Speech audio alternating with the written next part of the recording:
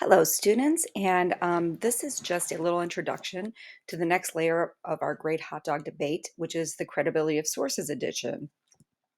You just practiced supporting a thesis with evidence. You took a position on whether a hot dog is a sandwich. And now, what you need to do is look at the credibility of the sources that you used or that you think support your position. An unreliable source poisons the credibility of your argument. And sometimes being aware or at least stating, like, this part of my argument needs to be better supported because the source isn't great, lends to your credibility. If you show that critical thinking, um, making sure that you're upfront with, I'm using the source, but it may not be great. So on your 1.4 document, I give an example for document 5 where I assess the credibility of the source. You're going to do this for two documents that support your position. So I chose to do document 5, which means that you don't do document 5 because it's done. So document 5, the source is the Today Show Twitter account, and it is a poll. Is a hot dog a sandwich? And people responded. 18% said definitely a sandwich, and 82% said no way. So for this source, I need to consider the following questions.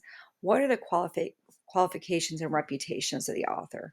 So the Today Show is a media outlet. So it's a um, social source, really, and it provides entertainment through interviews, stories, reviews, and it's intended to inform. While it provides information, it's largely entertainment based. And the Today Show is not the authority on hot dog sandwichness.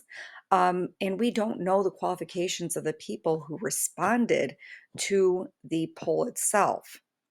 What are the circumstances under which the source was created? So, what happened that created this poll? Well, this is a poll, and it was conducted and posted on Twitter. Polls are voluntary, so the participants have to choose to participate, and that may mean that they're more passionate about the topic.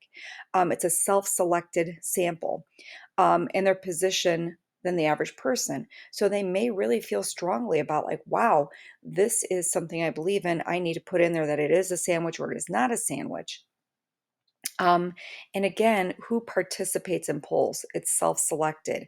So some people may be more motivated to engage in a poll than others. And that could be just polls in general or topic related. Does this source agree with other credible sources? In this case, does it agree with other sources that we have looked at? So it does agree with 4 and 6 because it says that a hot dog is not a sandwich. What's the perspective and bias of the author? So as stated before, like, this is a poll largely for entertainment purposes. It's not research based. The poll creators and the respondents are not authorities on whether a hot dog is a sandwich. So there is some bias there because there's a self selected population. And if there's a self selected population, it's not necessarily representative of, like, all of the United States. It's representative of people who A, participate in polls during the day via Twitter, and it's also representative of people who feel maybe passionately about this topic. Is the source accurate and consistent in its claim? So the source doesn't take a position but provides data to support that the hot dog is a sandwich. If it was a longer paper or a longer source, we would want to make sure that the argument throughout the source is consistent, that it doesn't contradict itself about its claim throughout the source. So that's really important to consider. Does the author assert a thesis? Do they support the thesis? And do they not refute the thesis within their source? So now it's your turn. You're going to assess two of the documents that support your position from Is a Hot Dog a Sandwich for credibility. I have to switch my quotes there.